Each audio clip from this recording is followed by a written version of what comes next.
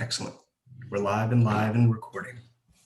Good morning, everyone.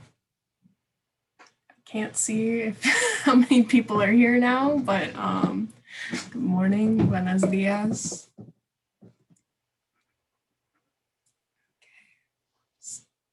Whenever a certain number arrives, Jerry, just give me the go ahead and I'll start.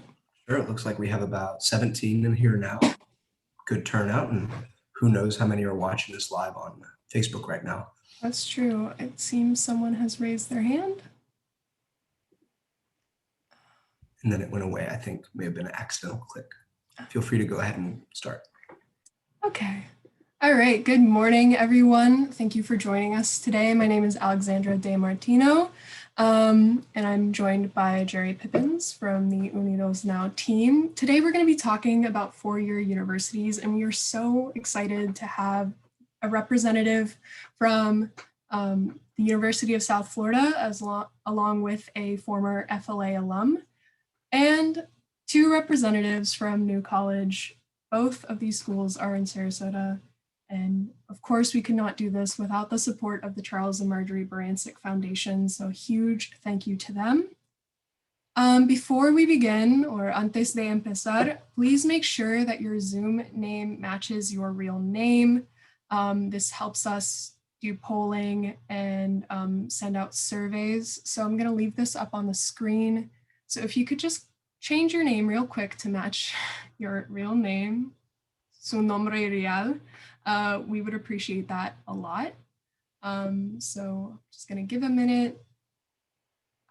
If you're on a phone, the instructions for that are on the next slide. And moving forward with our community workshops, we're going to ask if you could just make sure that your name matches who you are. It makes our jobs a lot easier in sending out important information to you all. So there's the instructions for the computer, and here's for mobile phones, cell phones, because I know some of you join us from your cell phone. Really appreciate you. So if you could just quickly change your name, that would be greatly appreciated. And yeah, I'm just going to give a few more moments. And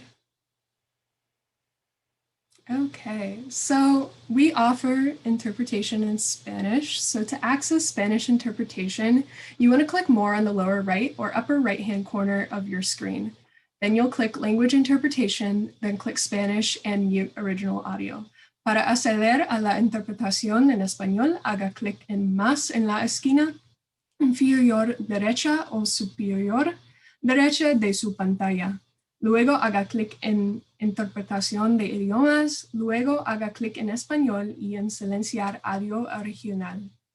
All right, so I know that was really quick, but if you have any questions, just pop them in the chat. So before we begin, a little bit about our organization. Who are we at UnidosNow? Well, our mission is to elevate the quality of life of the Latino and Hispanic community through education, integration, and civic engagement. And how do we do this? Through various means and various programs that we have, which I don't know where they went. My goodness. Sorry, everyone, technical difficulties. So we have high school clubs. We have our flagship Future Leaders Academy, which are throughout all of our high schools and probably our most well-known program. We have FLAG program for the elementary school kids, FLAMS for middle school, and we also hold FAFSA workshops to increase FAFSA completion rates in the community, and parent leadership programs, as well as community workshops like this one. And we are so glad that you're with us today. And today we're going to be learning from Suzanne Gregalot, who's a specialist of recruitment and new student outreach at USF, as well as Evelyn DeOliveira, who's a current student and former FLA scholar. And from New College, we have Dr. Bill Woodson, who's the Dean of Outreach and Chief Diversity Officer, along with Sonia Wu, who's an Associate Dean of Enrollment Management. And I'm so happy to turn it over to Dr. Bill, who's going to be presenting to us today. So I'm going to stop sharing my screen. And yeah. Alex, thank you very much. Good morning, buenos dias. I'm Bill Woodson, and I am really pleased about the opportunity to have some time with you all today. And you might say it's Saturday. Why would someone be happy about coming to speak to a group on Saturday? So I have been very intentional in my career in finding opportunities to do what I would love to do anyway, what I would do for free, and then find a way to get paid for it. So the fact that my school actually supports me spending time telling stories about college and my experience is fantastic for me because I love to tell stories. And I myself am a graduate of 4 different colleges, and I share that not to so much impress you that, oh, I must be a smart guy, but I share it because I think it gives me some perspective on the process of how to choose a college. And in fact, I would say the fact that my first choice of college was a great fit for me, and yet I had the absolute most unsophisticated and non-strategic approach to picking that college, and then subsequently going to 3 more colleges, a total of 4 degrees. And it made me realize, as I look back on those experiences, I loved some of those places that I went to and didn't love others quite as well. And it made me really interested to think about that, and really excited to share, because I think when you are at the right college, the place that's right for you, it just makes all the difference. And I just love the fact that I can help others make better decisions than I made. And by the way, I just want to say this also, that these were not just any old colleges also. I went to 4 colleges, 4 different states.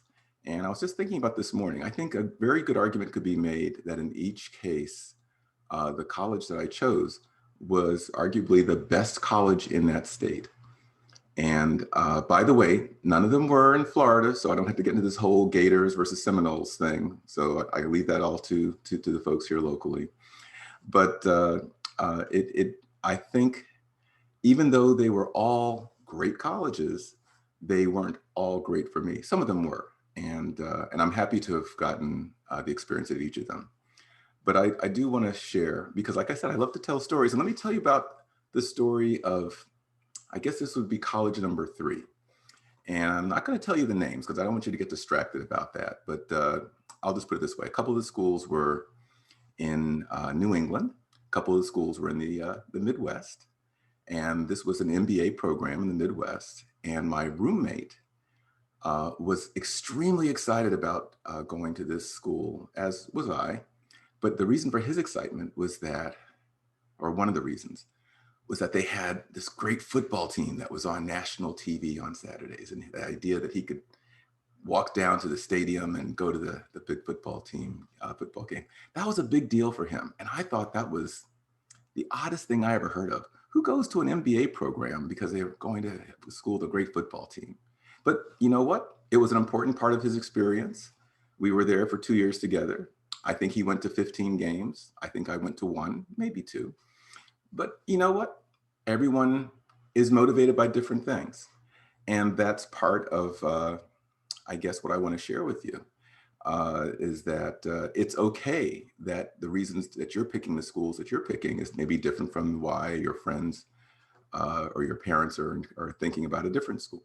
So I'll also say one other thing, and then I have a couple of questions for you. So I'm hoping people are ready for a question. But before I put that question out there, I do want to say that there's 3 things I want you to take away from this conversation.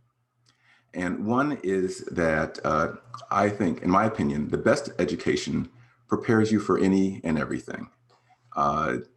We don't know what the future is going to be.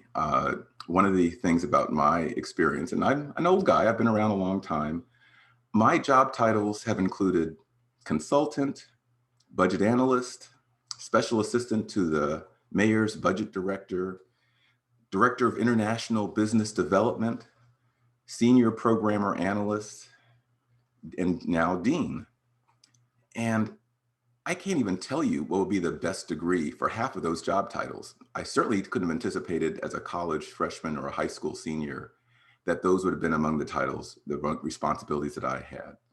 But I was fortunate to have an education that prepared me to be having the capacity and the confidence to move my career through different phases and in different responsibilities, and to be successful, in my opinion, in all those spaces. So best education prepares you for anything. It's not number one.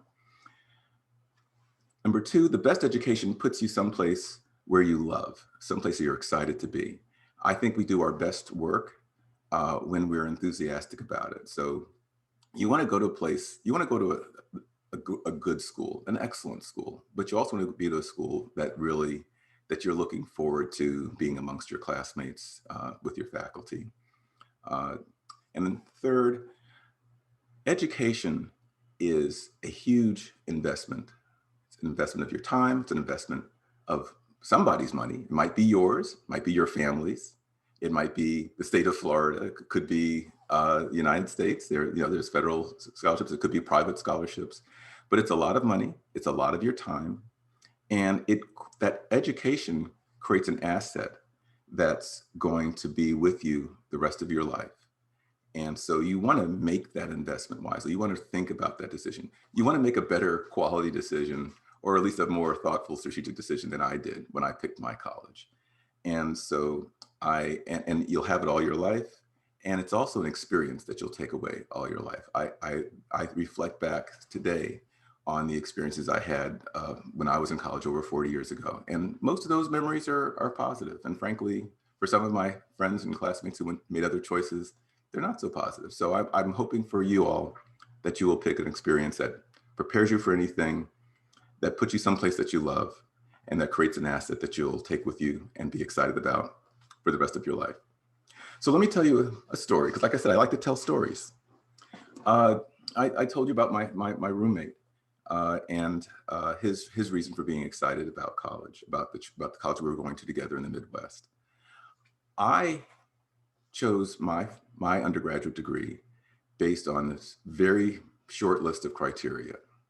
I wanted to go to the best school I could get into, whatever best meant. I think best meant kind of the biggest reputation. I wanted to go to a school that was going to have a good engineering program, because I wanted to be an engineer. And I wanted to go to school that had a good English program, because I liked reading and writing. Well, the school that I chose turned out to be a wonderful fit for me, even though I was an engineer for all of one semester.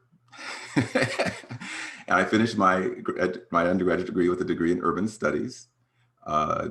But it was a great experience. It exposed, the time that I had at that college exposed me to a lot of things I didn't even know were going to be important to my college experience or to my travels in life. And again, I was just very fortunate to go to a great school that was full of very smart students, very talented faculty with great credentials, because hey, this was the best school in the state, right? And I'm, by the way, not going to be telling you a lot to sell you on New College. I will be leaving that job to Sonia Wu. She'll tell you a bit more about where I work now at New College. And you may be surprised to find out that the best school in Florida may not even have a football team, but we'll let Sonia talk about that. So let me ask you all some questions. So if you can put up the first question, I have a poll, and I'm very curious to hear how you all respond to this. Now, when I use the term college, I mean whatever comes after high school for you. It might be a 2-year college, 4-year university, a 4-year college, could be a vocational school. But tell me about what your preferences are. You see the questions there. Prefer to stay in Sarasota-Bradenton, or it has to be in Sarasota-Bradenton because I'm going to be living at home. I prefer to be within a 90-minute drive of home. I prefer to be at least 90 minutes away from home. I want to go to school someplace different. Or if everything is right, not so particular about whether it's close to home or further away, or perhaps I'm not really committed to or planning to go to college. I will let Alex tell me how the participation is going, and when we get to a point to share an answer, I'd love to see what, and I'm sure you all would like to see what your what folks are saying. Yeah, answers are trickling in. Can we'll be able to see the response after each question? Is that I right? believe so. After everyone's answered, this is kind of, I think, one of those situations where it's like, please vote now on your phones, and we have to just give it a few minutes for all the answers to trickle in. But yep, we have 12 so far. So yeah. Need a few more seconds.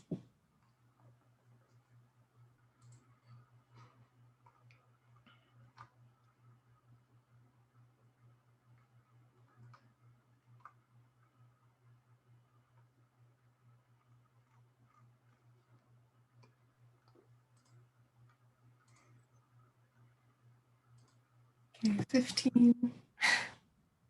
Give it a few more seconds. Someone said USF in the chat, which I'm kind of partial to. That's my alma mater, so you know, go. School. Okay.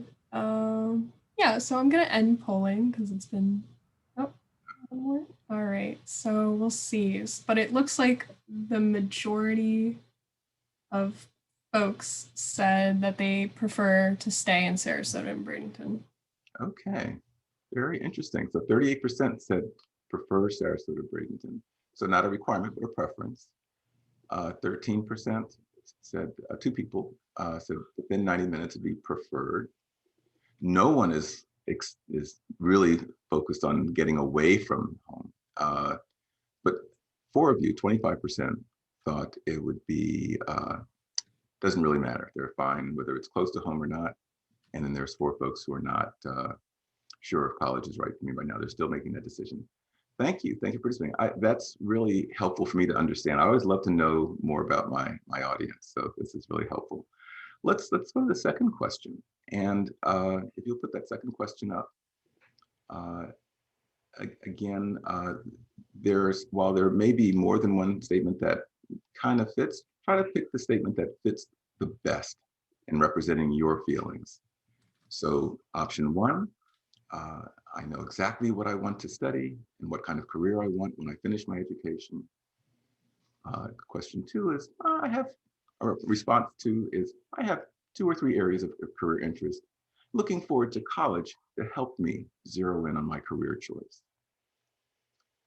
Option 3, I know what I want to study in college, but I don't know what I want to do as a career. And then option 4, I look forward to going to college so I can discover what interests me.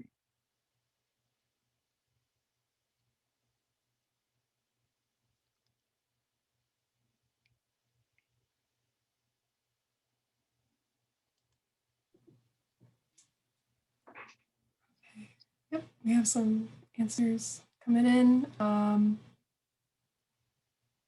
think.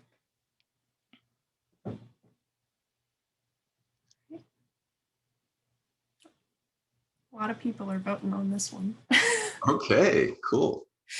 All right, just gonna give it to the 2-minute mark. So get those answers in, folks. Let's see.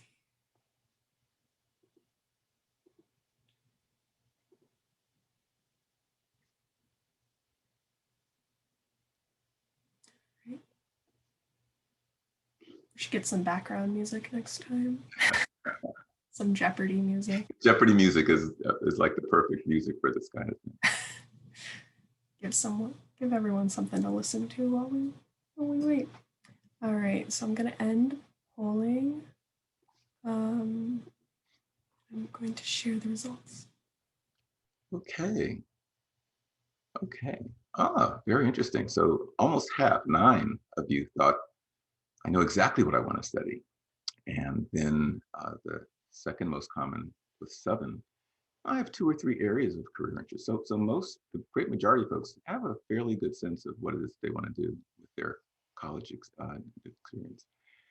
And then 3 people, 15%. I know about what I want to study, but not necessarily about what I want to do as a career. And one person is looking forward to going to college so they can discover what interests them. So I love that. And let me talk about that a little bit. And again, I like to tell stories because, and here I am, I get to tell you a story. So I decided what I wanted to do as a career in 5th grade. I decided, I really had such fond memories of children's stories, stories that I learned how to read.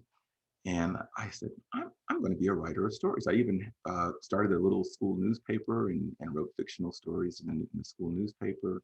And I was very confident in my career choice by 5th grade. And then around 10th grade, I started to get a little nervous. I said to myself, that Dr. Seuss with all those books, he's probably making some pretty good money selling those children's stories. I don't know if that's really something that other people have really found they can kind of, make a career and feed a family and pay a mortgage on writing children's stories. I'm not sure if that's a very lucrative thing. And I knew that college would be expensive and I wanted to be able to pay back my student loans. So I started thinking I could find something that's going to be more lucrative. And that's how I ended up. I grew up in Washington, D.C. And nowadays, people probably don't barely remember the days before DC had its own subway system, but that was actually being built while I was in high school.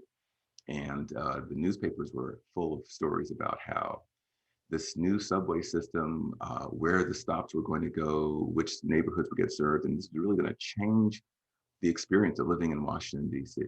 And I loved my city, and I loved the idea of something coming in, a great new resource that would really impact a lot of different lives. And I love the idea of being a part of something that would have a big impact like that. So I said, you know what?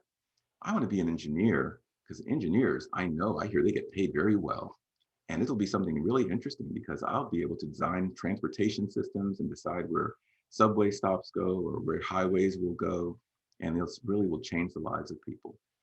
And I'll get paid well.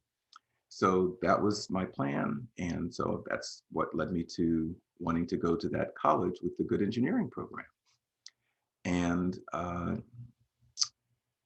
got to college, and I said I went to 4 of the best colleges, each one the best college in this state. But I did not go to the best high school. And I found out that most people who go to these very prestigious colleges to study engineering have very, very good mathematics background. And my high school didn't even offer calculus. And most of my classmates who were engineers had taken a year or 2 of calculus before they got there. And there's some other challenges. My study discipline wasn't that good. I was a smart kid, I guess. I tested well. I didn't have really good study skills. So to come to one of the top engineering schools with that weak background was not a great fit. And so I was an engineering student for 1 semester. But then I learned about a discipline that I'd never even heard of called urban studies. And it turns out that a lot of the classes, it was a multidisciplinary degree. And that means that it pulls from political science, from sociology, from history, psychology. And it turns out that a lot of the courses that I had already taken or that I was planning to take contributed to this degree in urban studies. And I was like, well, this is perfect. I'll take a degree taking a lot of courses that I'm interested in. I like variety. There's a variety of courses that I could, that would support that degree. And I thought this area of urban studies and policy can also make cities a better place. That's what drew me to engineering, was this notion of making the places where people live, making them better. And so that kind of was the connecting thread that got me from engineering to urban studies. And then after graduation, I said, well, golly, if I'm going to be changing the policies and that will shape our cities, that probably is not something you give to someone with a college degree. I'll need a master's degree too. So I did a master's degree in city and regional planning in a different state. Again, arguably the best school in the state. And got this master's in city and regional planning. And then went to work for a city. Came back to Washington, D.C. Turns out that they, even with one of the top colleges and an undergraduate degree in a top college with a master's degree, they don't let you walk into the mayor's office and start making policy right away. In fact, they want you to put in a lot of time doing a lot of administrative kind of paperwork type stuff. And the people who made policy actually, they had to be around for 5, 10, 15 years. They're probably the director of an agency, or maybe they're an elected politician. And I thought the idea of running for office was just the biggest turnoff. I said, no way. And the idea of hanging around for 10 or 12 years before I could actually start making policy, it was like, this is not going to work for me. Now, I told you I'm an old guy. While I was in this job in Washington, D.C., this brand new, very exciting technology was just coming into the workplace. You might have heard of this technology. It was called the personal computer. Very hot, sexy stuff, really transformational. It was going to change how we work. We're going to have paperless offices. It was just going to be this huge revolution. And I was given the responsibility of automating my department. And so I got one of the first ones of these personal computers in Washington, D.C. in the mayor's office, and developed a plan for how we were going to automate the office. And I thought that would be pretty cool. So that led me to my second master's degree, because I didn't have any credentials around this information technology. So I did a master's in business with a focus on information technology, and then worked in the computer industry for 11 years afterwards. I say all that to say, it is really important to make plans. I am enthusiastic and supportive of all of you who say, I know exactly what I'm going to do in college. I know what I'm going to study, and I know what my career is going to be after college. And that's good. And I too had those plans. Be prepared. Your plans may change. And for that matter, the world changes. I mentioned that I worked in this personal computer industry, right? That I was drawn to it after I got that second degree. And I worked in that area when I was working in the mayor's office. Keep in mind, the personal computer was actually invented when I was a college sophomore. Some guy in a garage in Mountain View or Palo Alto, California, invented this thing in like 1976. Well, I graduated from college in 1979. It's not even possible that I could have predicted that I would spend 11 years of my career in an industry that didn't even exist, supporting a product that hadn't been invented when I was picking where I was going to go to college and what I was going to major in. So the world changes. Of course, everybody on this call, I'm sure, has one of those smartphones in their pocket. Maybe it's made by Apple, maybe it's made by Samsung. That wasn't invented until I was on my third degree. And who knows what's going to be in our pockets or shaping how our world works by the time that you're graduating from college and off in the world. So that goes back to that first point that I made, which was that the best education prepares you for anything. And there are skills and capabilities that a good college education is going to give you that isn't specific to a particular discipline. Critical thinking, writing skills, research skills, the ability to work collaboratively in a team. These are the things that are going to carry you no matter what you're going to end up doing. You might be an entrepreneur, you might work for the city, you might work in a corporation, you might work in a hospital, but being able to collaborate, to learn new things, to be comfortable learning new things, it's so important. And so you want to pick a school that is going to create that space for you to acquire those skills, and no matter where you go. I'm going to pause there for a minute because I want to ask another couple of questions. So we put that third question up. I'd like to do that. So again, more than one of these statements might make sense to you, but try to pick the one that best represents your feelings. So I already know my plans after graduating high school, and I'm pretty sure I know what college I want to attend, one option. I definitely want to get more education after high school, but I'm not certain whether I want to choose a 2-year college, a vocational program, or a 4-year college. That's the second choice. Third choice, I don't think college is right for me right now. I believe that after high school, I will be choosing to get a job, go into the military, or maybe into a certificate program or vocational program, but not a 2-year or 4-year college. I'll give you all some time to think about which one of those statements fits the best for you.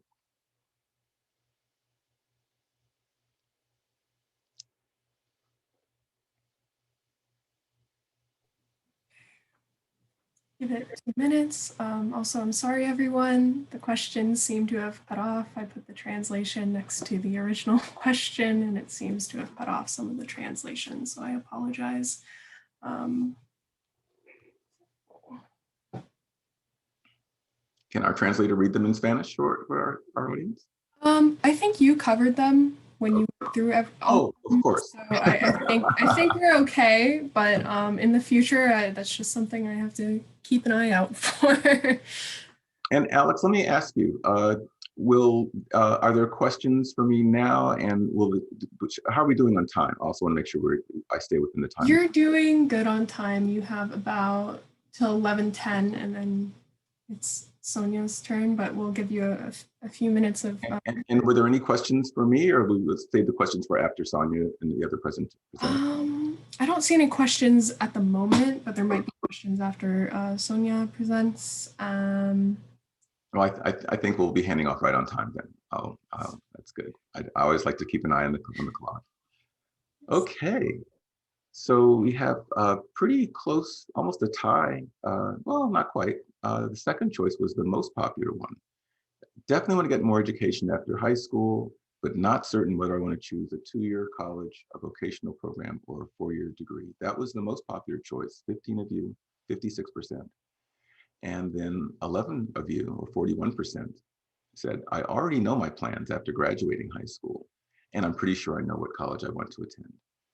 Okay, great. And only one who's like, college may not be the right thing for me right now. I think after high school, I'll be choosing maybe to get a job, to go into the military, or maybe a vocational program. Okay. Excellent. Well, I'm catching you all at a good moment because I do want to spend a little bit more time before we depart to talk about some more things to think about in terms of kind of how does college fit into your life plans? And then we have a final couple of questions that we're going to ask, and then let me talk about that for just a moment. College serves a different role for different people, and I think that's okay. Because as we pointed out, there are certain career paths, and there's some of us who are really clear on what we want to do. And some career paths, frankly, you have to have that commitment almost from the outset, sometimes even as you're going through high school, to be well positioned for that career. I think the medical profession is a great example of that, where you got to have certain classes in high school in order to be able to get into those colleges that have that great preparation for med school. And then you've got to be committed to medical school. And if you don't follow that path, it's pretty hard if you're in your 20s or 30s to say, you know what, I think I want to be a dentist or a doctor, or that's a hard pivot. So, and that's okay. It's also, for some of us, we might know the things that we like. We really enjoy history or math or the sciences, but we're not sure what we want to do career-wise. And so, and others of us are like, I don't know. I like, it could be like me. I like writing and I liked engineering, but I really hadn't thought about what it is that was really sparking my interest. Maybe I thought a little bit about it. I knew I liked to make a difference and have the world be a better place. I like that idea, whether it was through engineering, where subway stops go, or where highways go, or whether it was through policy decisions.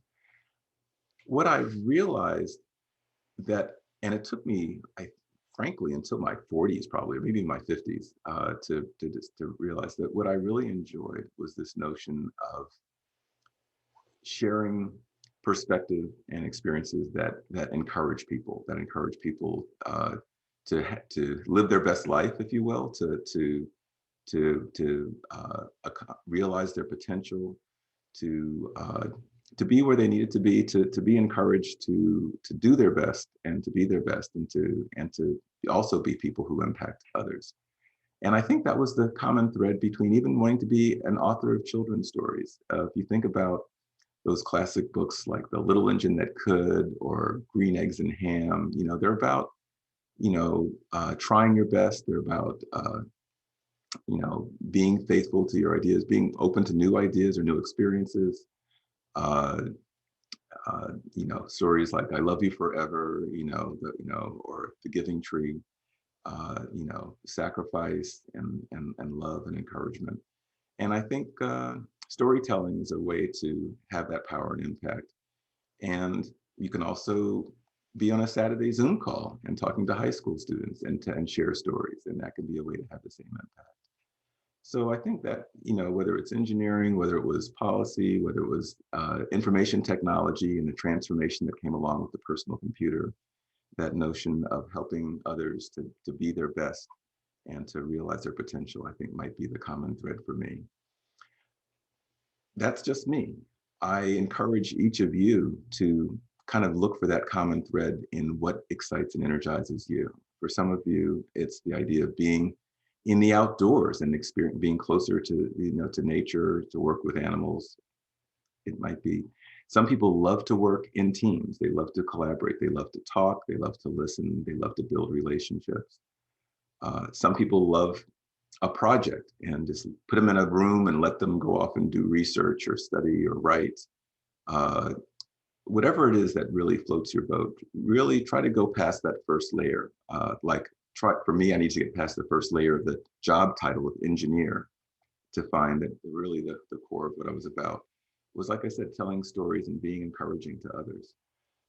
And then once you kind of find that inner thread, then look for the careers that allow you to be in that space, to do those things, to be in the outdoors, or to work in teams, or to write, or to do research.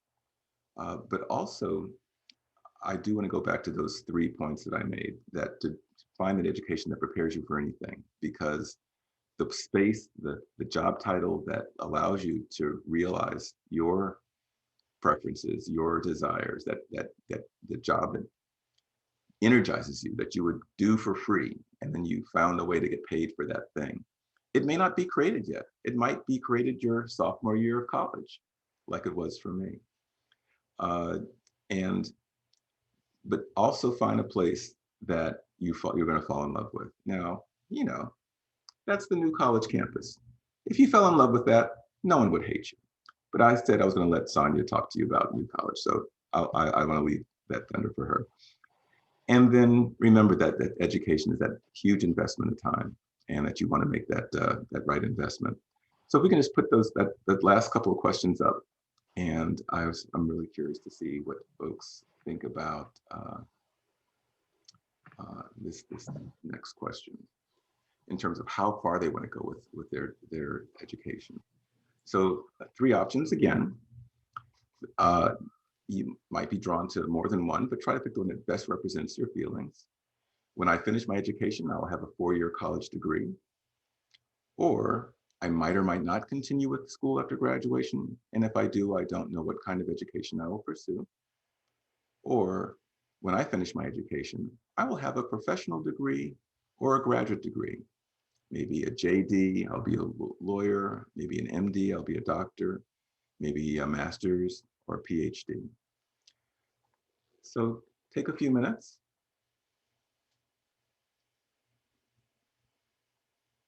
All right.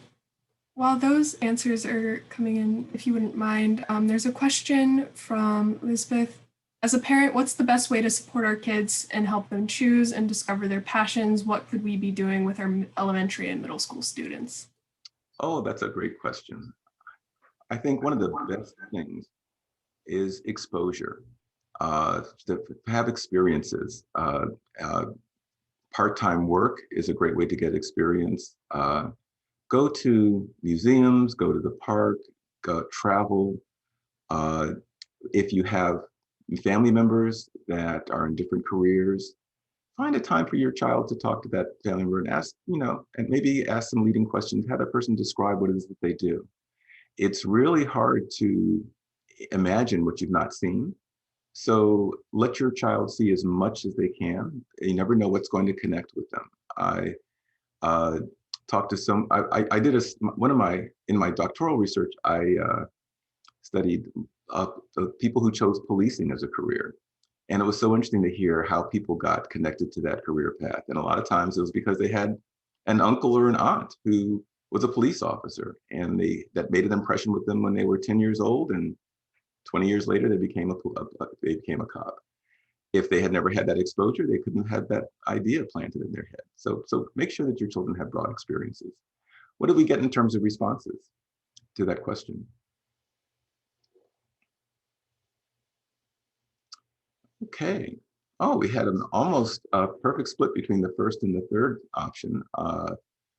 That a 4-year degree for 10 of you, 45%, or a professional degree, a master's or a graduate or professional degree or terminal degree. Very, very nice.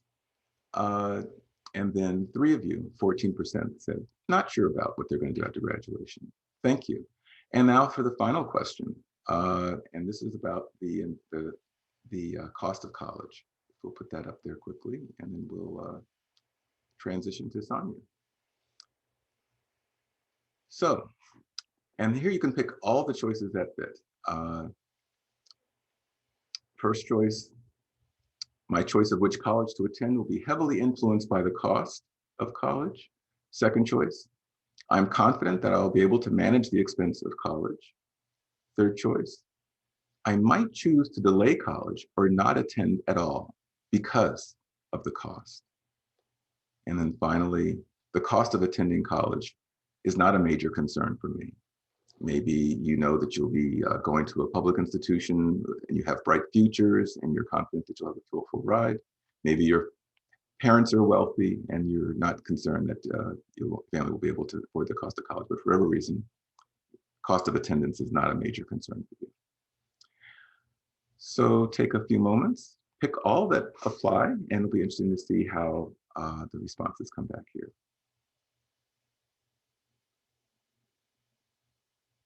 And then I'll have just another minute or so of commentary, and then I'll be turning it over to Sonia.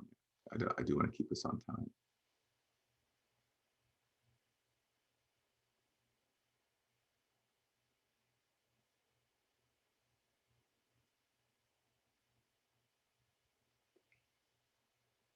How are they doing, Alex? Doing good. We have 57%, 60. They're rolling in. It seems that we've had a few more people join us, so welcome. Okay, just gonna give it 20 more seconds or so.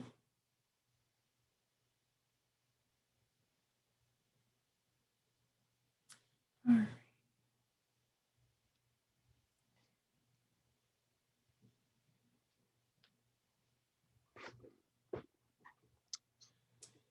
All right, let's see what we have here. So the first two choices were clearly most folks were drawn to. That the choice of college will be heavily influenced by the cost. Almost half of you, 11, said that was something that resonated for you. And fully half, 12 of you, 50%, said that they're confident they will be able to manage the expense of college. Now, 17%, 4 of you said that they might choose to delay college or not attend at all because of the cost. And then another 4 of you said the cost of attending college is not a major concern for me. So interesting spread. And thank you so much for that feedback. I love to be in these conversations where I can not only share, but I can also learn and know more about how people are feeling. I just wanted to reinforce, and you'll hear more about this from Sonia, that college is a major investment, but when you're attending a public college in the state of Florida, you are blessed to be in a state that has really invested heavily to subsidize the cost of your college education. When you choose a public college, the costs are dramatically lower than the cost of the private colleges, and USF and New College are both public colleges with comparable, relatively low cost. And you'll hear more about this from Sonia, but New College students graduate with the lowest indebtedness at graduation on average of any school in the state, I believe, and certainly in the SUS schools. So it's a very cost-effective option. It also produces the greatest proportion of future graduate degree holders and professional degree holders of any school in the state, more than UF and USF and FSU. No offense to the USF folks here on the call. We're small, but we're very focused in our mission as an all honors college.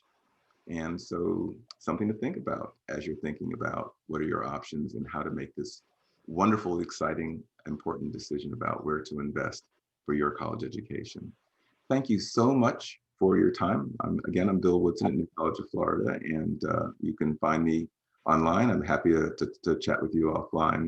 You can drop me an email. I'll put my email address in the chat. And I'd like to turn it over to my colleague now, Sonia Wu, who is also a proud New College alum, as well as an associate dean in our admissions team. Thank you very much. Thank you so much, Bill, and thank you, folks of UnidosNow. The work you do is tremendous, and we're so excited and proud to be working with you.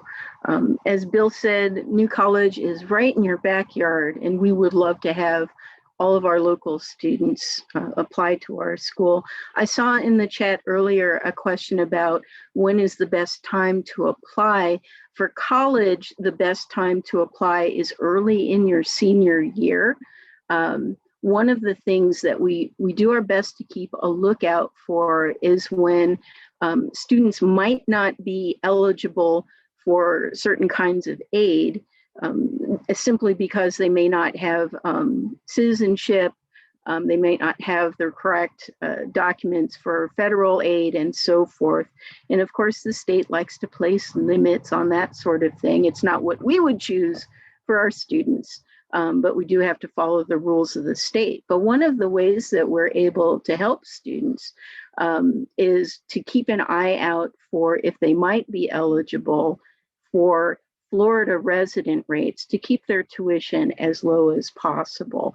We also reach out to students with information on scholarship information through maldef, which is a scholarship program that is provided. Let me get this into the chat because I wanted to make sure that I sent it out to everyone. Scholarship information that's primarily for students who don't have a social security number or citizenship status.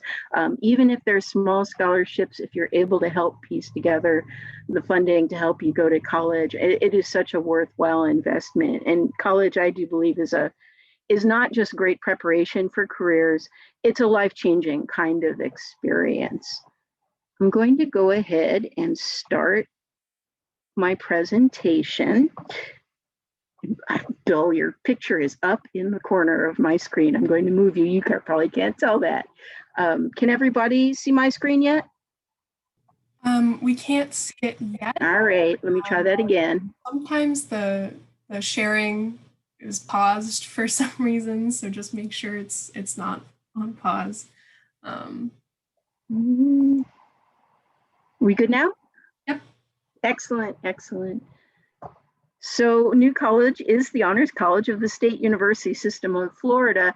State University System, again, means that we are public, and the cost of attending New College is very comparable to going to any of the other 11 universities in our state system. The cost of tuition, which is the cost of taking classes full-time, is about $7,000 a year. And we do consider all of our students for scholarship funding, although we do have that limitation for students who are undocumented or who are DACA. So as New Colleges, the public college, we have a very specialized program. And so as an honors college, all of our students work very closely with their faculty to self-design parts of their curriculum. So we have classes that you choose. You talk about your courses with your faculty advisor, but you also have a career coach, and we assign everybody a career coach from day one at New College, so that right from the very beginning, we're asking you, what are you interested in going on to do? What are you interested in studying right now? How can we help you to find connections out in fields that you're considering for later on? So if you're thinking, I might like to go on and be a lawyer, or I might like to work for a nonprofit organization, there's one in town, and I'd like to do an internship with them. You can talk with your faculty advisor and talk with your career coach about how you can build that experience into your program for credit.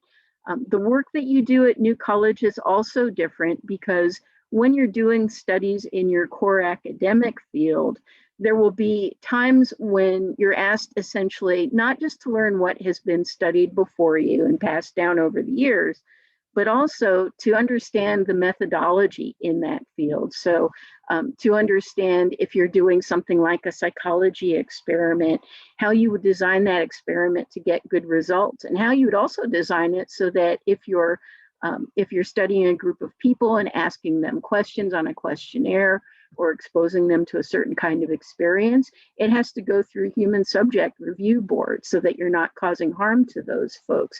So they're asking you kind of to go back to the very foundations of what's important in your field, so that one day you'll be able to apply those things, not just to your smaller papers and projects and so forth, but also be able to apply that discipline to the things that you do after you graduate.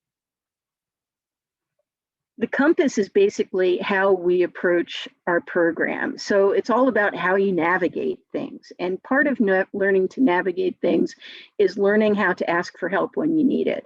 We've got lots of support services at New College. We have your faculty advisor. We also have your career coach, but we've got a student success center, and they're excellent at helping students who maybe need a little bit of coaching about how to manage their time, or to learn to take better notes, or to assign them an accountability partner, so that you're not just doing it for yourself for your own academic experience, but you pair up with another student so that it's more of a shared experience. We also have, through your faculty advisor and your career coach, connections in the career center, so that if you're thinking, I might like to go on and do this, I need to know more about this field, it's good to learn from people who are already in that field, whether it's in an internship or just having access to talk with them. So they bring speakers to campus. They help you connect with graduates from New College who are already doing what you're thinking of doing. And they also bring folks to campus so that when you're interested in certain fields and investigating what might be available to you, there are career fairs, but there are also reverse career fairs. So if you're thinking, I might like to go into this, they ask you to write up a resume and be ready to talk about yourself. And then they send the employers around to talk to you. So you're the one sitting at a table and learning how to self-promote. We've actually got coming up a little bit later this month, a special experience also, which is designated specifically for first-generation college students, folks who are basically among the very first to go to college in their families, and who are Latinx, so that they can learn more about the transition from college to career and think about things like how they can create their own personal brand, how they can use the experience they've already had in internships and look for others, and also how they can approach the job search. A big part of what we do at New College, and I know they use this also with University of South Florida, is Handshake, which is a special software program that students sign up for, so they get notified when there are things in fields that they're interested in.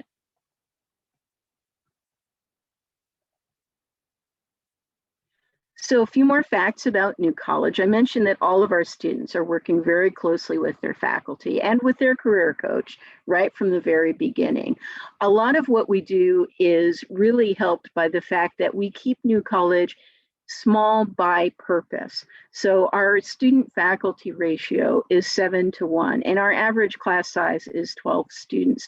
We do have ambitions to grow, but we want to make sure that students will always have excellent access to their professors. And we've expanded recently some of the different offerings that we have. I'll bring up the list of majors in a little bit, but we have recently expanded to include some certificate programs that you can add to your New College diploma to give yourself different kinds of experience and certification that are in business and in technology. And we have a new program for students like Bill who are looking at engineering for graduate school. We don't teach engineering at New College, but our students in the sciences and mathematics get exceptional preparation for that kind of work. So we have come up with an agreement with University of Florida where students can start with New College and then transfer into University of Florida and get a bachelor's degree from both of us. They get a Bachelor of Arts from New College of Florida and a Bachelor of Science and Engineering in one of 5 different fields from UF. So here's a list of our different majors. We've got over 40 different programs. They fall kind of into 3 basic categories of program. So we have the sciences for math, computer science, biology, chemistry, physics. We also have a master's program in data science. Remember that, it's going to be a polling question later. And we also have social sciences, which is for fields like history and economics. There's also a finance component to economics if you're interested. Sociology, psychology, anthropology, so popular. Oh my gosh, anthropology, I think, draws from all fields of the college for students who maybe they like stories, but they're not sure they want to major in English. They like human history, but they're not sure that they want to learn about sort of the larger scale systems of how things have happened over time. Anthropology draws folks in who are interested in the artifacts of human life, essentially. And one of our faculty, Uzi Baram, directs the public archaeology lab on campus. You may know him if you've been involved at all in the curriculum project Looking for Angola, which is an archaeological dig in Manatee County. There is a little settlement, the remains of a little settlement that was made up of freed and runaway slaves and Miccosukee Indians and the occasional Cuban fishermen, where folks, it was sort of a crossroads settlement. They get together and live and trade and so forth. President Jackson was not a fan, and he decided he was going to do away with that community. So eventually it dispersed. But what they discovered from studying the artifacts and from studying the historical record from records that were on file from the Caribbean was that some of the folks who fled that settlement ended up in the Caribbean. And because there was a British Army officer who liked to take notes on everything that happened on the island where he was serving, they were able to match back to the settlement some of the people who had left under duress fleeing the army. So our students are involved in projects where they're excavating those artifacts and learning to tell the story from the remains of the settlement. It's very, very exciting.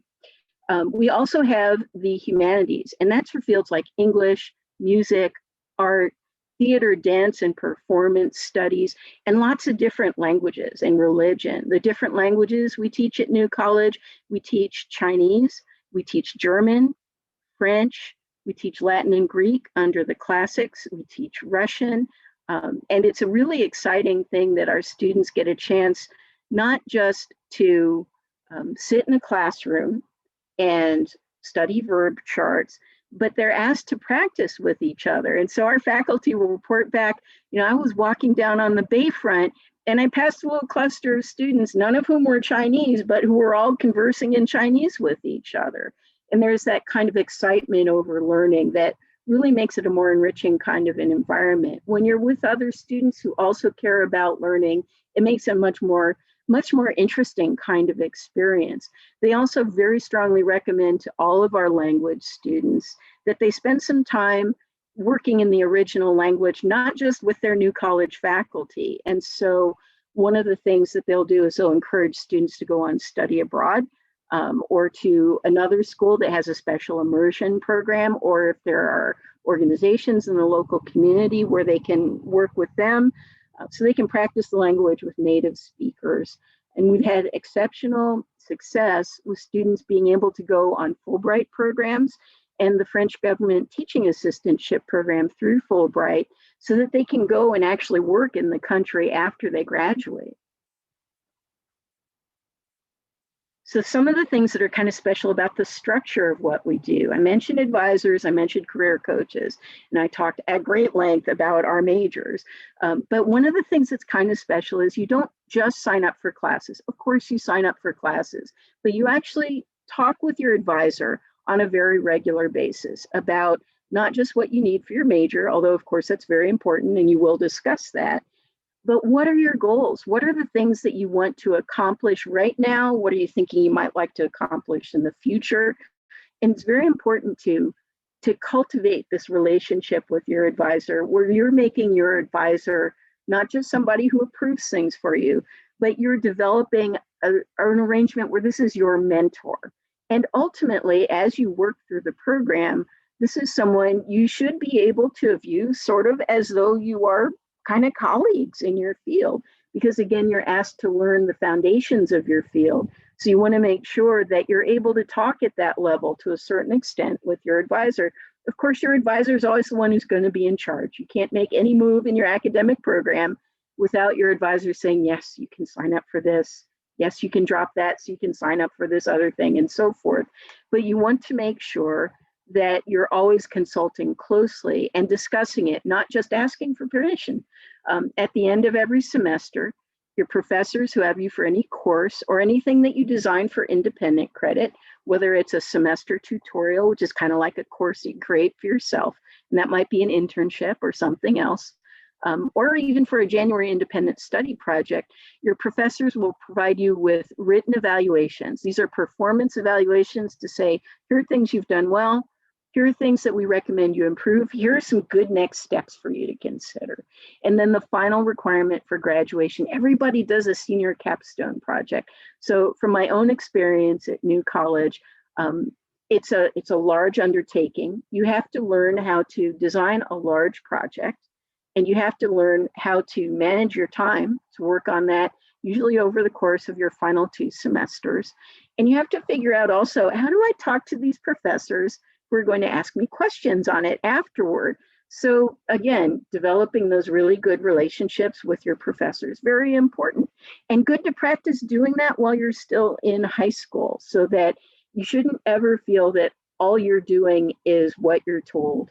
All you're doing is asking for permission. Ask questions, develop a relationship with your teachers, with your guidance counselor, so that you're looking for ways that you can work together and collaborate to make sure that your experience is the best experience it can be. And then when you've done your project, you will be asked questions on it to make sure that it has a really good foundation in your field. One of the exciting things that they're doing right now in economics, they've opened up the senior capstone so that students can do an internship and do their own original data analysis based on their internship within the foundation of their major. They'll still be asked questions on their project, but it's a very different kind of approach. And so they're always looking for ways to help you to make sure that your education is something that is not only based in your major, but really interesting and meaningful to you. So a little bit about campus life.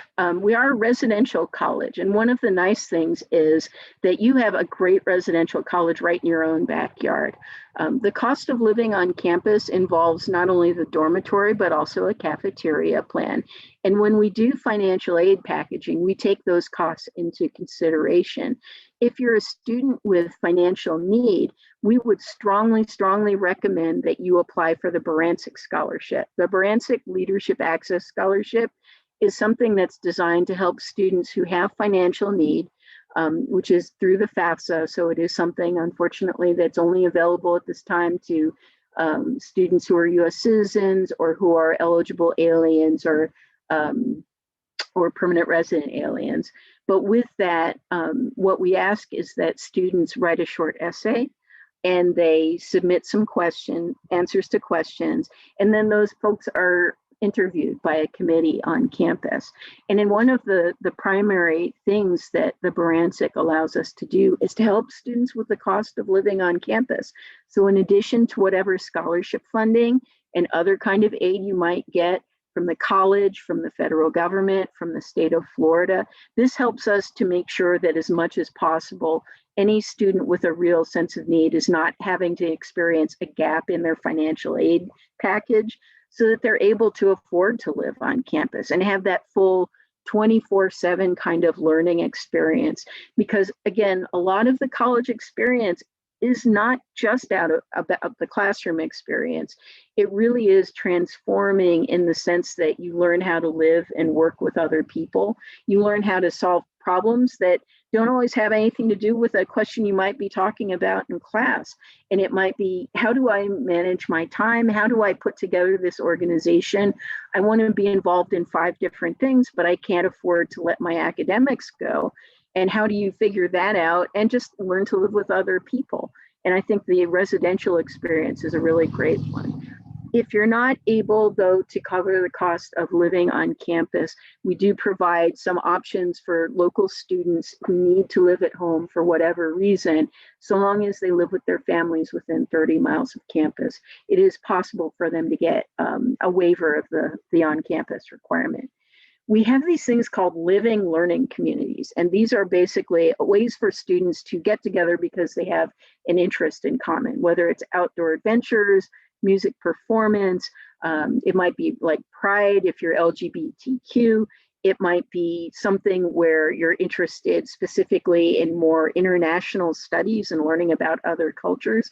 We've got, I think, 11 or 12 living learning communities, and the Barancik scholars live in Civitas, which is the citizenship dorm, which is all about learning about leadership and community. We've got over 80 different kinds of clubs and organizations on campus. We do not, as Bill pointed out, have a football team. However, we do have a powerlifting team, which is one of the most successful in the state. We perform through the Florida Collegiate Network for that. We also have a sailing team, and they will teach you to sail if you do not know how to sail.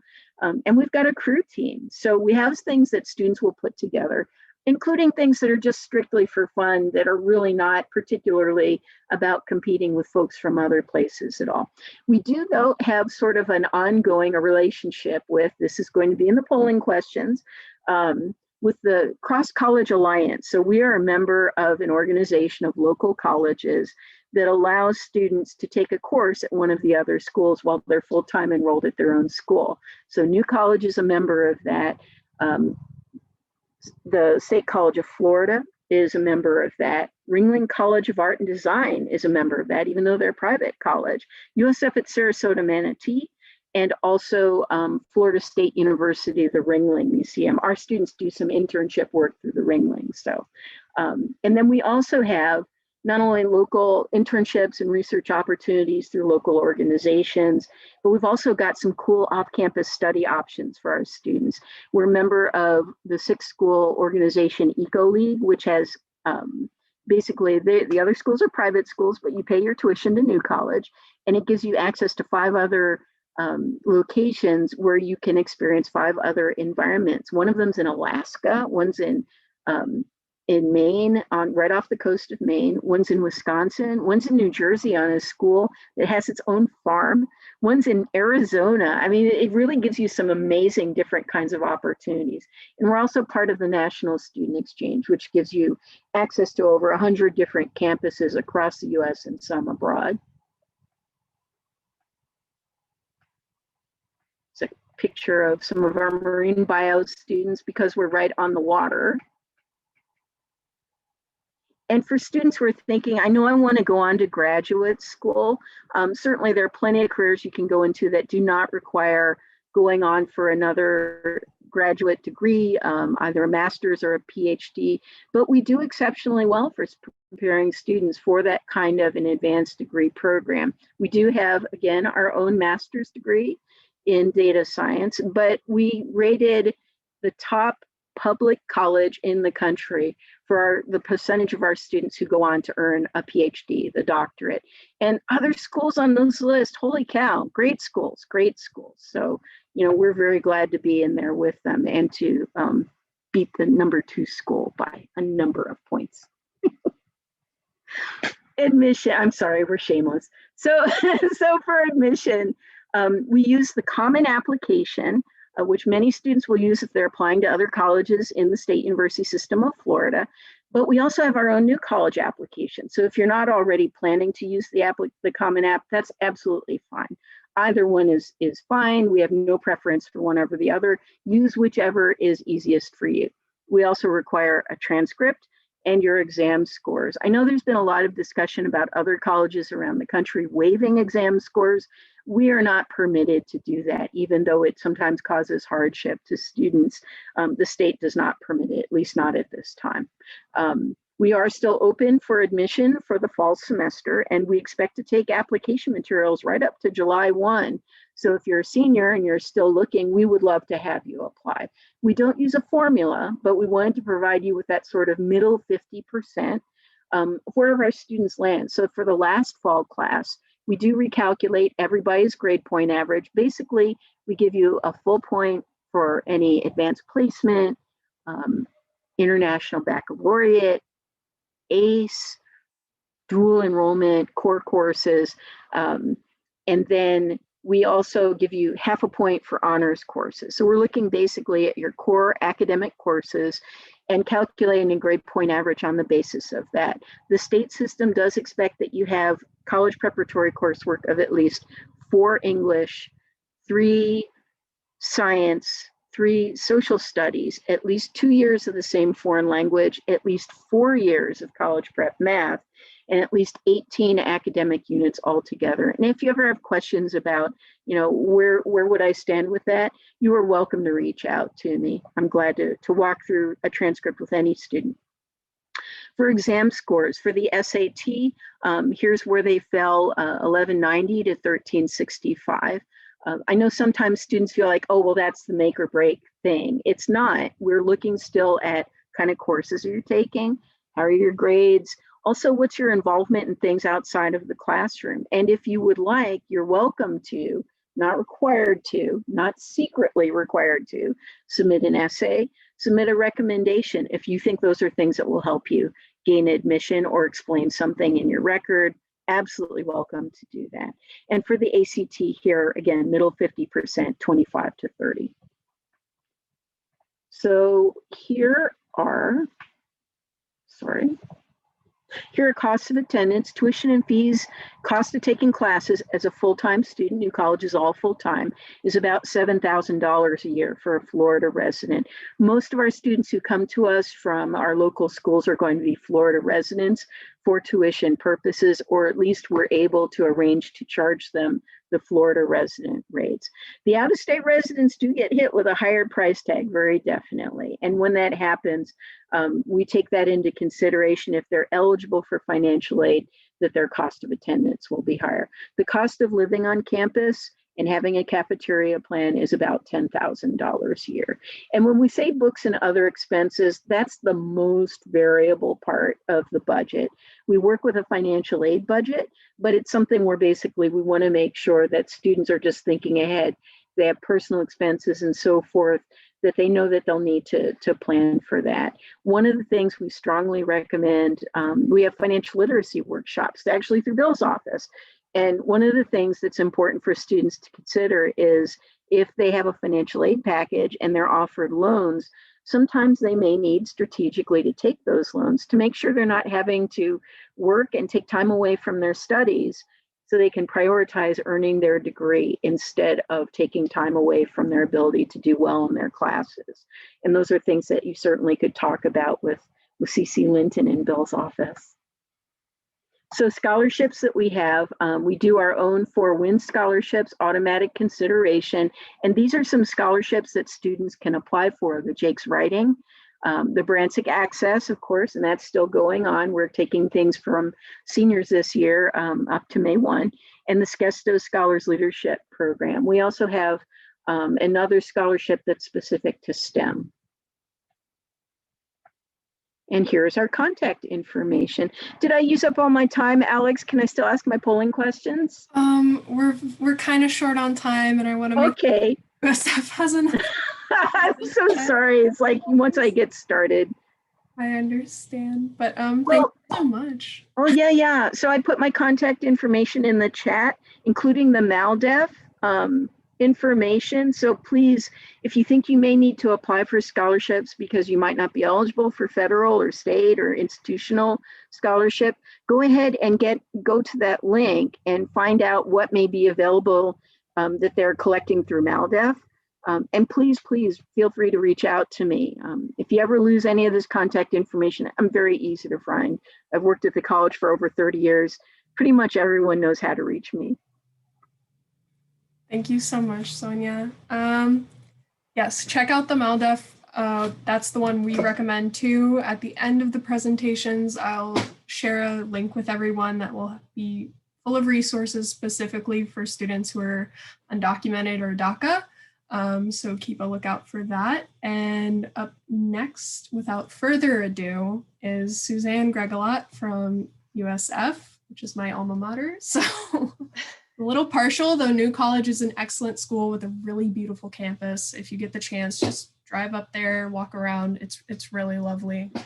So thank you so much, Sonia and Suzanne. Thank you. That's a tough act to beat. New College is beautiful and amazing. So I am always amazed by what's going on there.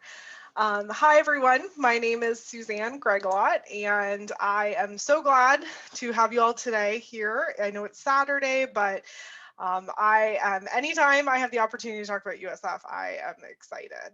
A little about myself. I am from Sarasota, so I moved here and went to high school here, and I am currently the assistant director of admissions, and I split my time between like the Sarasota-Manatee campus and the Tampa campus. I work with students from this area, whether they're going to any of the 3 USF campuses.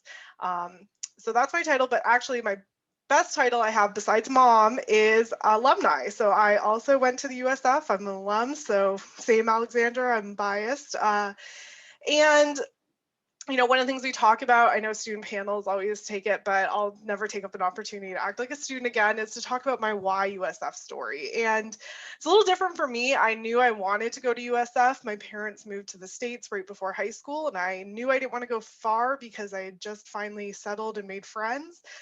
So I really wanted to follow a friend group, which I know you're not supposed to say that anymore, that, you know, we make all these choices about college for all these hired noble reasons, but hey, I'll be honest, that's where my friends were going. So I followed them. And I'd like to talk about why my major. So I didn't know what I wanted to do. I was undeclared, which we call exploratory.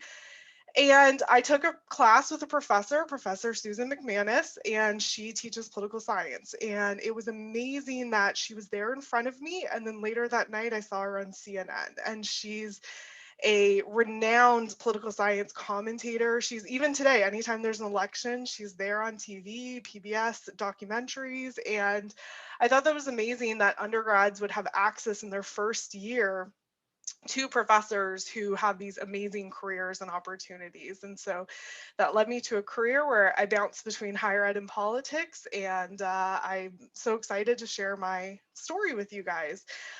So I wanted to touch base on USF, and specifically before I talk about admissions and how to be a strong competitive freshman applicant to USF, and also talk about our transfer pathways. But specifically, I wanted to touch on some areas and programs and scholarships that I think might be the most beneficial to start with. So I'm going to go ahead, share my screen here.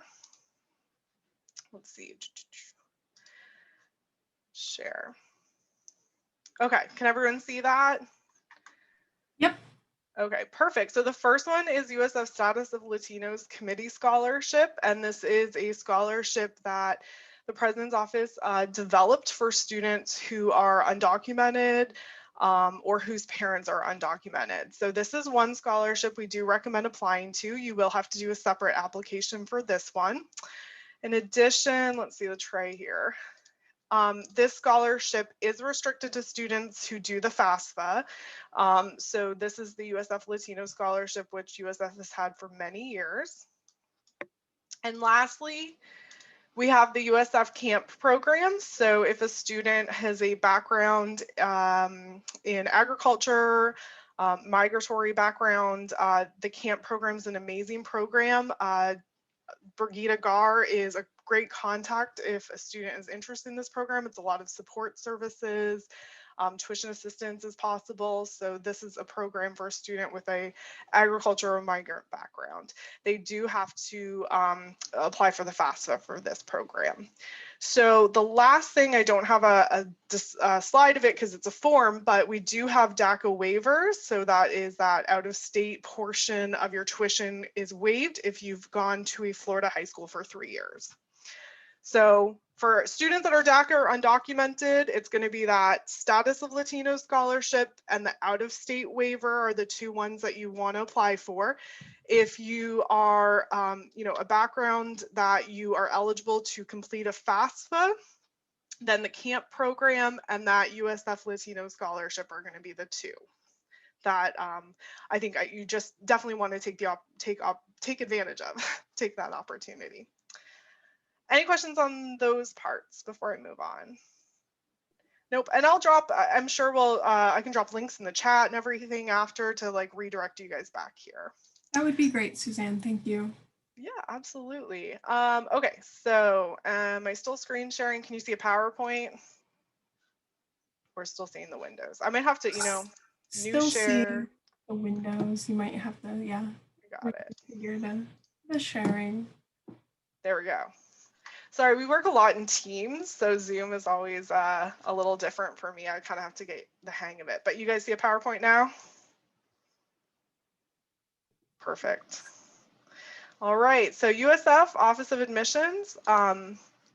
Just to explain, I know a lot of people are familiar with USF, but USF is over 65 years old. We're a large campus. So, I always tell students, I went to Sarasota High School. It's a huge campus. It's a big school. And I know some people don't like that, but for some reason that was oddly comforting to me, that there was just so many opportunities. That was just, I don't know, there was never something that if you wanted to do a club or activity, there was one there established, and I loved that. So I knew I wanted to go to a large state school.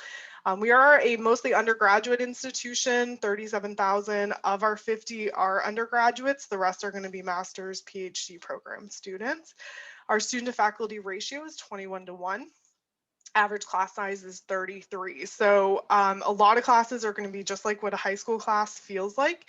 There are some large, auditorium style classes, but each professor will have graduate assistants to break out into smaller groups. So it doesn't feel like you're just in a class of 100. You really do get broken into smaller groups in those cases. We are a diverse student population. We have students from all 50 states and 145 countries globally.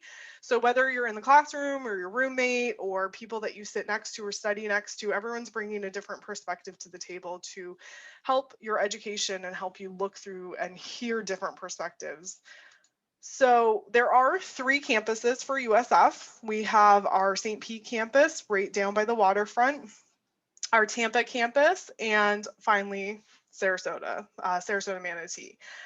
All 3 campuses, I think, they're all unique. Obviously, Tampa's a huge campus. Sarasota-Manatee, we're a small campus where everyone knows your name. St. Pete is a beautiful waterfront campus. They all are very close to, great museums, dining options, restaurants, nightlife, and festivals. Obviously, non-COVID times, a lot of this activity is going on.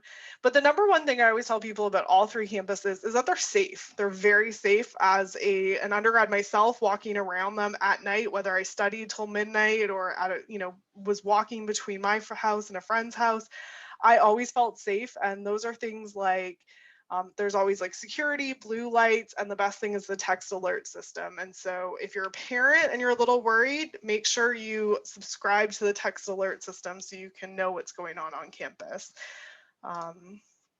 So here are some rankings and reputation of the campus, and what does this mean to you, right? So what do these numbers all mean? And I always tell a student, these numbers are when you leave with your degree in hand and you go on a job interview, this is the recognition of your degree. This is how an employer is going to view the education. And the biggest one I point to is the US News and World Report. USF is the fastest rising university ever. We've jumped the rankings to be the top 50, and 65 sounds like a lot at times, but we're a young university. So for us to be in the top 50 so quickly is an amazing achievement. We are a preeminent university, so that is a huge distinction that the university secured very recently. So not only did we consolidate our 3 campuses, we also achieved huge student success metrics. And the biggest thing is there's only 3 universities in USF that have this preeminent status, and USF is one of them. And that just means that there's these very, very high standards of student success, including employability, graduation, like time to graduation, just retention, meaning that students, we call it persist, they stay in year after year and graduate on time. And it's a really big distinction for the university. And that just means that when you come here, we're going to make sure that you are successful because our reputation depends on it. That freshman retention rate is always really important. I point out to students, 92% of students that joined us for freshmen stayed with us for their junior year. Sophomore year. I'm getting a little mixed up here. So 92% of freshmen that joined us stayed for their sophomore year. They came back the next year, meaning that they knew they made the right choice when they picked USF. We do have an honors college. There's an honors college program at all 3 campuses. So whether you go to Tampa, St. Pete, or Sarasota-Manatee, at Tampa, they're getting a brand new building. It's beautiful, but the same programs and access to an advisor is also here at Sarasota-Manatee. Her name's Kayla. She's amazing. She's a USF alumni and honors alumni herself, who's been with USF ever since she graduated. So she works with the students to help them with, their academic advising, access to early registration. We have a 7-year accelerated bachelor to MD program or PharmD, and that's for students who are very academically, used to a rigorous schedule, very academically inclined. They're fantastic programs. They're very rigorous. I know, I don't think I could do a bachelor's and an MD program in 7 years, but for students that really know what they want to do and are really, absolutely dead set on that's what they want to do, these programs get you in and out really fast. Now, a lot of students still do the traditional, plan, but this is an accelerated plan. There's also a 3+3 program with Stetson. So if you want to go to law school and get your Juris Doctorate, you would do 3 years at USF, and then your last year, so your first year of law school would count as your 4th year. So there'd be an overlap there, and in 6 years, you would have your bachelor's degree and your JD at the same time. Honors College has a living learning community in Tampa, and there are scholarships for students at all 3 campuses that participate in honors. So it's a great program. Student life. So I'll talk a little about Tampa and Sarasota-Manatee. Tampa, obviously, we have 700 student organizations, Division I athletics. So that's, what you see on ESPN, the students playing at the Yingling Center, the men and women's basketball, and then also our Bucks that play at Raymond James Stadium. And you can attend all these events for free with your student ID. We have an on-campus Publix on the Tampa campus, which is really nice. A lot of students really want access to fresh groceries and the comfort of going to Publix too, just knowing you can go in there and grab your snacks. Week of Welcome, we have that on all 3 campuses. That's the best way to get involved. Sarasota-Manatee has, not too shabby, still have 30 organizations that are huge, thriving, very active organizations. Some of them are more social geared, some of them are leadership, health and wellness. They run the, run the spectrum of what they're offering, and some do a little bit of all of it.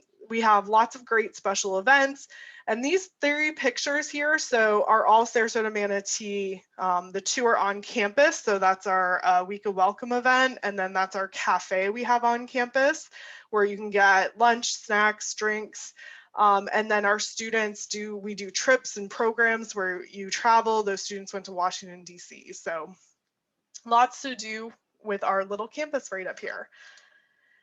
Some more pictures of USF Sarasota-Manatee. We have a beautiful basketball court. We have sand volleyball. We have lots of events. So if you want this still atmosphere of a college campus, lots of activities, Sarasota-Manatee is just as active for a small campus. And we have lots of events and programming right here, right in your backyard. So very close. Both campuses have summer programs. So if you are going to the Tampa campus, there is an ACE summer program. And I think summer programs are great. They're just in general a great way to transition to campus, to have some support, have your questions asked, and that way you can really hit the ground running in the fall. So ACE is a Tampa summer program. It's 5 weeks of coursework at the Tampa campus together with your their student leaders that guide you through the process. And then during non-COVID times, there's a 1-week study abroad trip. So already before you even begin the fall semester, you can participate in a 1-week study abroad trip. There's scholarship options available to help finance everything. And if you are a student that is undocumented or DACA, you can pick the Washington, D.C. option so that you can still fully participate in the program without, if you have concerns about traveling internationally.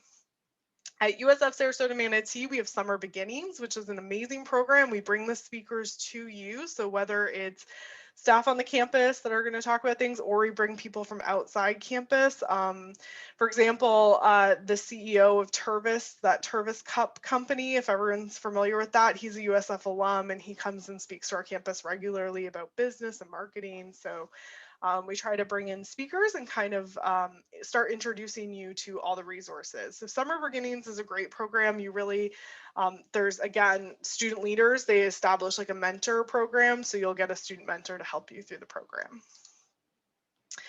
If you are on your way to the Tampa campus or St. Pete campus, there are residence halls. We have traditional style, suite style, apartment style.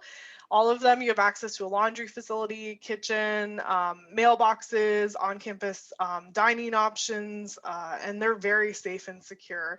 I recommend if you are going up to Tampa or St. Pete, live on campus just for the ease and safety of being right there on campus in the heart of everything. So majors, so all that's about campus and all the fun and studying and living, but what are you supposed to do while you're there? Well, you're supposed to be pursuing your major and studying. And like I said, I went to USF as an undeclared major. Exploratory is the correct name for it. And, you know, that's okay. Some people I know, I saw the poll results earlier. A lot of people already know what they want to do. So no matter what you want to do, there's probably a major that will fit in with what you're looking to accomplish and where you're looking to head in your career. Tampa has over 200 majors. And at Sarasota-Manatee, you can start any of those 2 majors. We offer all the gen eds. You can do 2 years and then go up to Tampa or to St. Pete to do the last 2 years. But this list of majors right here are all the majors you can finish at Sarasota-Manatee. There's some pictures down there. I'd like to just point out the first one where it's a student with some children there playing our education program. We have a partnership, a center called PAINT, and that's Partnership in Arts Integrated Teaching. And that just means bringing arts into the classroom with young children, no matter if it's a science class or a music class, arts has a presence in all kind of teaching methods and modalities. The next one there is our Bloomberg Terminal Lab. So if anyone's interested or ever thought of learning more about day trading, stock trading, any of that. I know people know about like Robinhood apps and E-Trade, but these are the original Bloomberg terminals. They're these like really expensive, fancy computers. There's like a stock ticker screen too up on the wall. And if you want to learn about stock trading, finance, portfolio management, that is the Bloomberg lab there is amazing. The next one is some of our science labs out at Moat Marine. So we have our biology, chemistry classes. They do have, they're on the, if anyone's been to Moat Marine, they're over by the Manatee area on the second floor, and there's USF labs there. So they have amazing partnerships with Moat Marine, whether you are looking to do more of a veterinary track or animal sciences, marine sciences, or if you're pre-med, the science labs there are amazing. And the last one there is the Culinary Innovation Lab. It's in Lakewood Ranch, and it is part of our hospitality management program. So it's not a culinary program. I think a lot of people hear Culinary Innovation Lab, but it's all under the umbrella of our hospitality management program. So if you're interested, obviously Sarasota, Manatee, Brady, this area, hospitality and tourism management, it's a huge industry here, and there's lots of hotels and resorts. We bring tourists in all the time. So this is a huge connected to the industry program. So students, their internships, they graduate on Friday, and they're securing job offers and starting literally the next Monday. There's some great labs. There's one lab, it's still under development. It's a little secret. It's like a senses lab. So they're going to talk about like alcohol and the senses, how your smell and your taste and everything are all incorporated into when we think about culinary and hospitality and why people enjoy what they enjoy. So that is a pretty cool program. So great programs here. The criminology program is amazing too. That professor, she's very connected with different people in the area, in Sarasota-Manatee County, does some great projects in some strategic policy initiatives. Like I know they're talking about everything from human trafficking to restorative justice. It's amazing. Okay, so let's talk about applications. How to be, how to put your best foot forward, how to have your strongest application to the university. So the application process is that, like I heard earlier, we do recommend applying early the senior year, but ideally you would have started much before that, getting ready for a college application process. And I'll talk a little more about what that looks like. But when you're ready to apply, so let's say you are a senior and it's early on, so we're talking August, September, you definitely want to be submitting your application.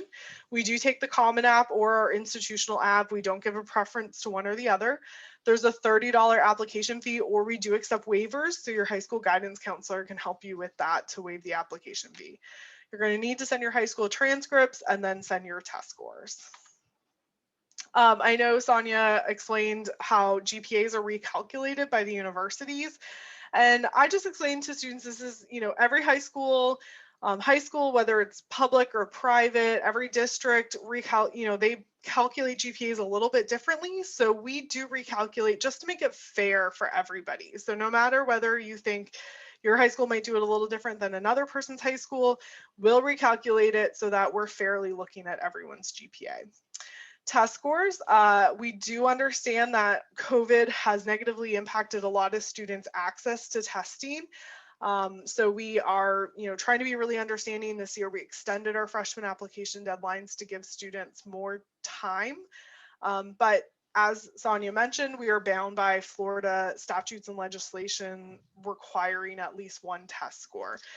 We do recommend trying to do some PSAT testing early on in high school, maybe test again sophomore year, junior year.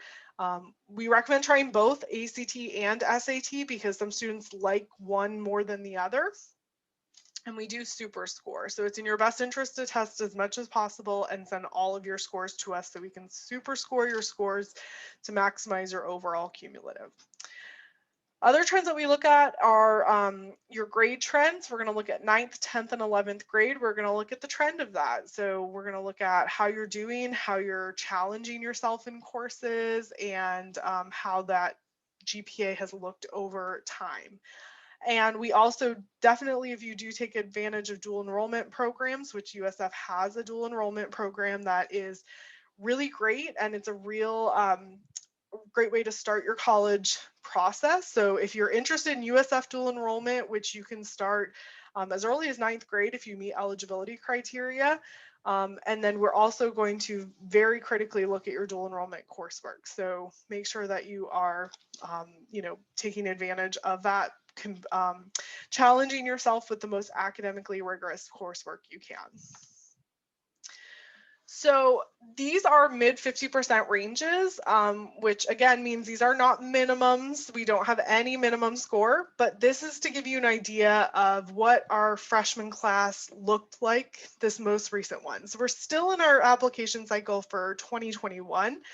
So this is the last statistics we have to share, which was our students that joined us way back in fall 2020.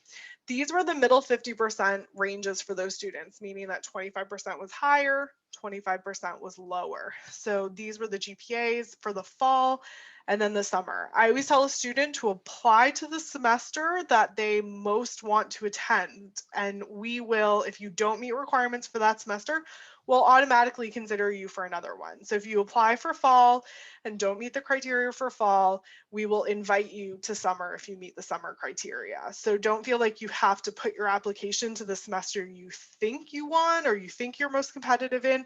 Go ahead and indicate which semester you want the most, and then we will let you know if a different semester is a better fit for you.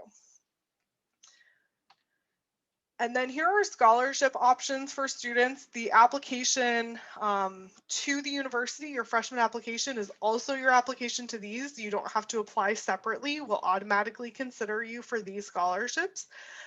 These are, great scholarship options for students. They're stackable with Bright Futures and other financial aid you may be receiving or eligible for. And we do notify students with their admissions letter if they meet these scholarship criteria as well. So that's the Presidential Scholars, the Director Scholars, Scholars Gold, and Scholars Award. So these are our scholarship options. And then let's talk a little about transfer admissions because, we do work with a lot of freshman students, but my office, we also work with our transfer students. We have a lot of students that join us from SCF. We have a lot of students that join us from Florida Southwestern or South Florida State College. So if you are thinking that going to a community college first or a state college first, we should say, before coming to USF, that's a great pathway for a lot of students. We have on our website, we have listed all the prerequisites that you would want to take while you're earning your Associate of Arts degree. And we have the FUSE program for our students that are starting at a community college. We have a staff member who works specifically with FUSE students, and she visits the SCF campus, and she does make trips to the other community colleges. And she works on them in these, what you see here is a little snapshot of a program or a plan. So she'd work with your community college advisor, you take those classes there, and that would keep you on track to transfer over to USF after 2 years. So I do recommend, if you haven't had a chance to check out all of USF's social media, we have a lot of students that post, behind the scenes content. We are doing some campus tours. We've started very limited small group campus tours at a few of the campuses. Obviously, due to COVID restrictions, they're outside to keep everyone safe. But we do hope, as things continue to look promising, that we will start offering more and more tours at more times and hopefully in the fall resume back to a new normal. If you would like to contact USF, our email address is there, our phone number is there. I can also put my contact information in the chat if you have any specific questions for me. And we offer lots of virtual tours, virtual information sessions. You can find it on the events page at USF. Lots of ways to connect with us. So that was all I had, but I'm happy to answer any questions everyone has. Thank you so much, Suzanne. That was great. Thank you. As we are kind of short on time, if you have any questions, please drop them in the chat.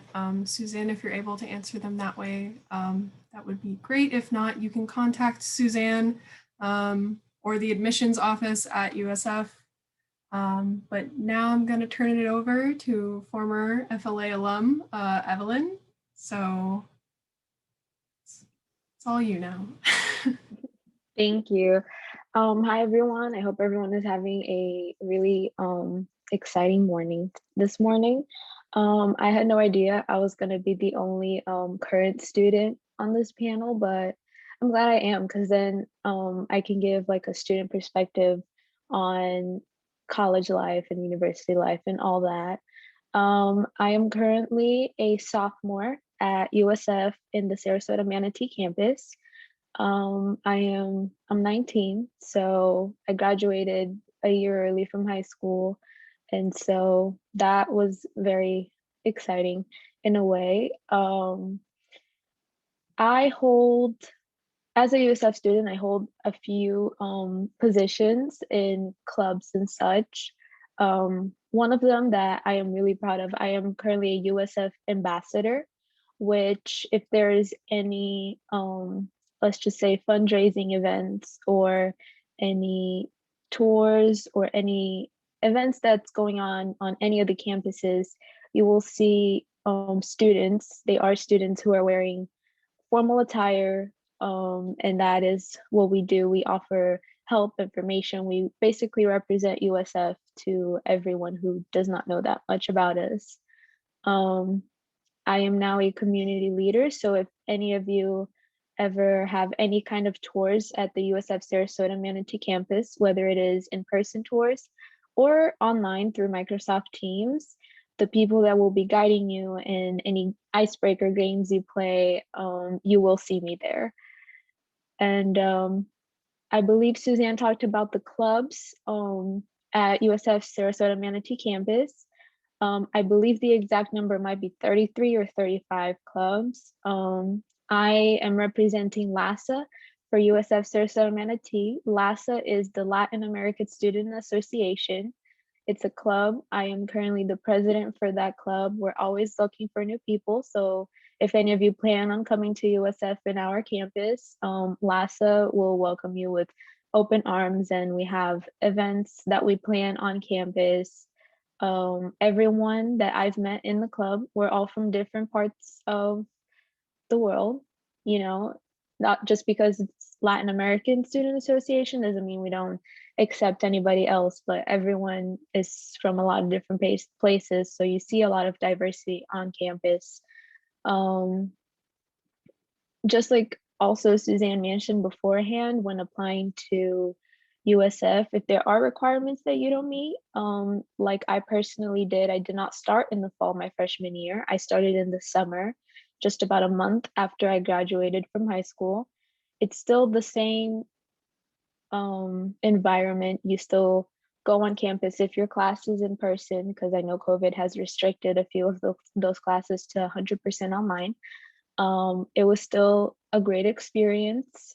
And the events that go on campus, even though our campus is pretty small compared to Tampa and St. Pete, we do have in-person events, whether it's just a little table that has flyers with all the clubs. You can have on-campus jobs with student government, or community leader can also be an on-campus job.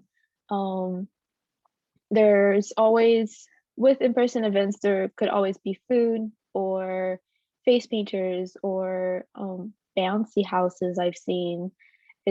We try to be very interactive with all the students, and once everyone just starts getting into the event, you see backpacks everywhere and everyone's a little kid again. It's very fun, very interactive. You can, with Sarasota-Manatee being such a small campus, everyone, you walk down the hall and like, I've seen your face before, or this person knows your name. So it's very home-like. Even though I'm pretty sure any other campus, big or small, can be very home-like. To me, USFSM, because it's so small, because everyone knows who you are and you know everyone, the home environment is very, very big there. You can get help for anything you need at USFSM. The campus is very beautiful. One of my favorite parts on campus, we have hammocks outside and you can just sit out there, just swing by, take a nap if you need one. We do have a gym that is open for all students. Because of COVID, you do have to, I believe, either request a time or reserve a time that you can be there. They only allow a certain amount of people there. But one thing that we have gotten emails and updates for, which I'm very happy to hear, is that starting in the fall, USF is working on being 100% open to in-person classes and in-person events. The in-person events will hopefully start June 28th, which is, I believe, session B over the summer. Summer classes do have like 3 sessions, A, B, and C. They all start at different times over the summer. But hopefully we will go through and soon we'll all be able to see each other in person as much as we possibly can with COVID. I didn't have slides prepared for today, but this is how my home-like environment at USF is like. I do live at home with my parents and my sister.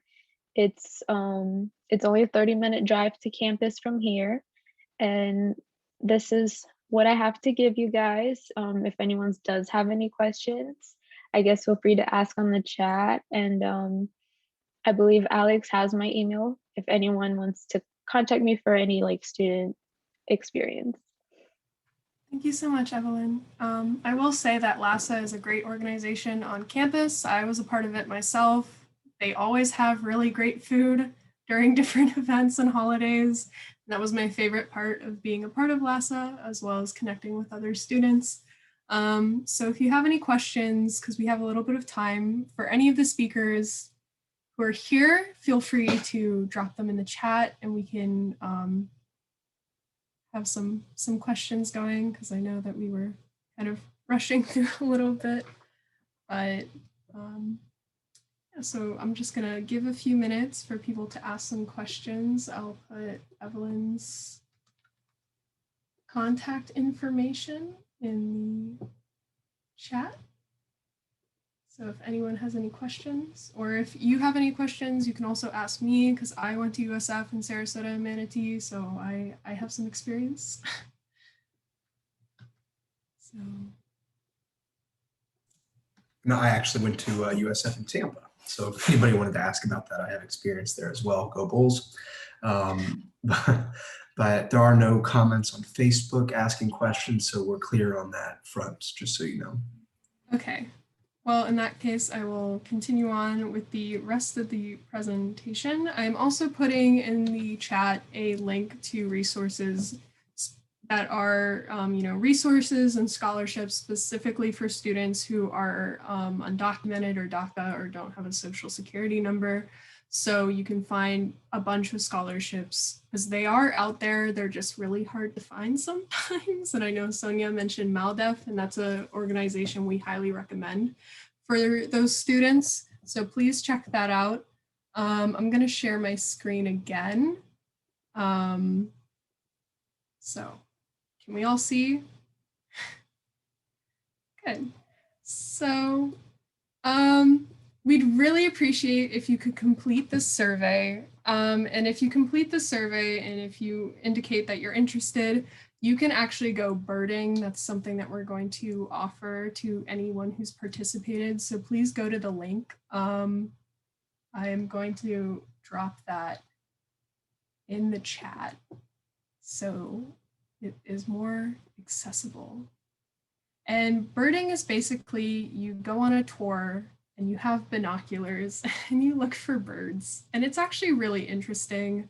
For some reason, I cannot open the chat right now. I don't know why, and I don't know what's happening, but I'll do it afterwards. It's okay. I put it in there for you. Okay, thank you so much, Jerry.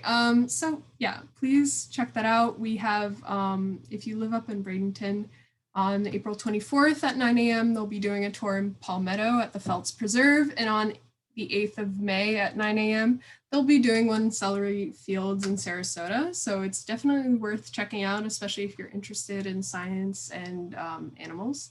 So highly recommend.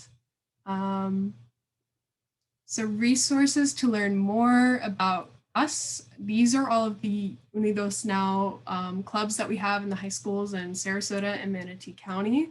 So if any of your students go there and they're not a part of our clubs yet, please check those out. You can contact me or Jerry and we can put you in contact with the club officers and they can help your student get involved. Our next virtual community workshop is going to be on the 17th of April. I don't know why I blanked out on the month there. I apologize, but the 17th of April, we're going to talk about saving for college, how and when to start saving for future education. So that's going to be really exciting and ties into what we've been talking about for the last 2 workshops. So we recommend that you come and bring your student with you so they also have that information as well.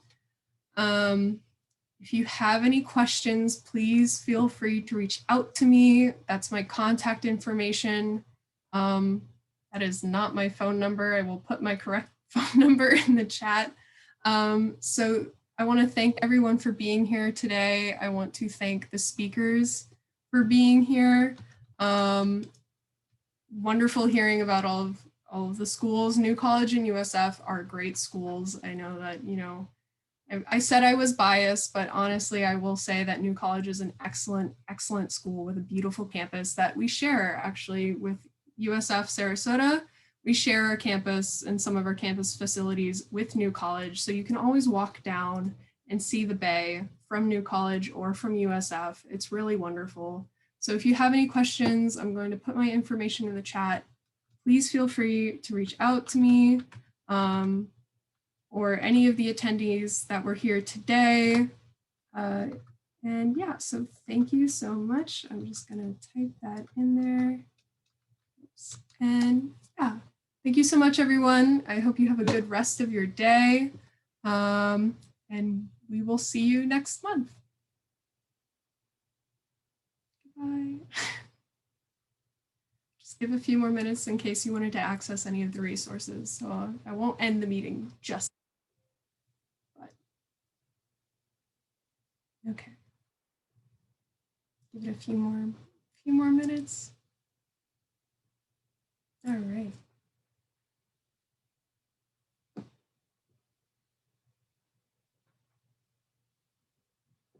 De nada a todos. Es un placer, como siempre. Okay.